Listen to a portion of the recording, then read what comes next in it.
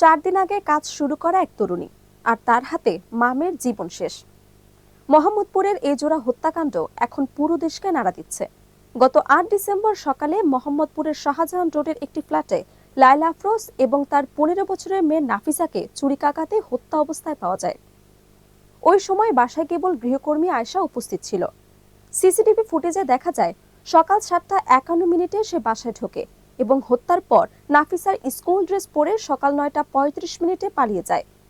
বাসা থেকে একটি মোবাইল ফোন, ল্যাপটপ এবং স্বর্ণালংকার সহ মূল্যবান জিনিসপত্র নিখোঁজ। তদন্তে উঠে আসে আয়েশা ভুয়া পরিচয় দিয়ে কাজ নিয়েছিল এবং নিজের আসল নাম ঠিকানা গোপন করেছিল। 4 দিনের অনুসন্ধানের পর অবশেষে বরিশালের নলসিটি এলাকা থেকে তাকে গ্রেফতার করে পুলিশ। মোহাম্মদপুর থানার ওসি মেজবাউদ্দিন গ্রেফতারের বিষয়টি নিশ্চিত করেছেন। হত্যার প্রকৃত কারণ জানতে তাকে জিজ্ঞাসাবাদ করা হচ্ছে। 30টি ছুরিকাঘাত, একটি পরিবার ধ্বংস আর একটি শহরের প্রশ্নের মুখে। কিভাবে বিশ্বাসের জায়গা এমন নির্মমতায় ভেঙে যায়? তদন্তের ফলে জানা যাবে এই জোড়া হত্যাকাণ্ডের আসল উদ্দেশ্য। বিস্তারিত থাকছে প্রতিবেদনে। রাজধানীর মোহাম্মদপুরের শাহজাহান রোডের নীরব সকালটি হঠাৎই রূপ নেয় ভয়াবহ এক হত্যাকাণ্ডের ঘটনায়। বোরকা পরে বাসায় ঢোকা গৃহকর্মীর রহস্যজনক গতিবিধি, এরপর একই দিনে দুটি মৃতদেহ উদ্ধার, সব মিলিয়ে এলাকা জুড়ে ছড়িয়ে পড়ে আতঙ্ক ও ধোঁয়াশা। আর সেই রহস্যে বড় অগ্রগতি এসেছে আজ। মামেকে হত্যা মামলায় সন্দেহভাজন গৃহকর্মী আয়েশাকে অবশেষে গ্রেপ্তার করেছে পুলিশ। মঙ্গলবার দুপুর 2:30টার দিকে বরিশালের ঝালকাঠির নলসিটি এলাকা থেকে তাকে গ্রেপ্তার করে মোহাম্মদপুর থানা পুলিশ। বিষয়টি নিশ্চিত করেছেন তেজগাঁও জোনের মোহাম্মদপুর অঞ্চলের সহকারী কমিশনার এসি আবদুল্লাহ আল মামুন। তিনি জানান, তথ্য প্রযুক্তির সহায়তা ও গোপন সংবাদের ভিত্তিতে আয়েশার অবস্থান শনাক্ত করা হয়।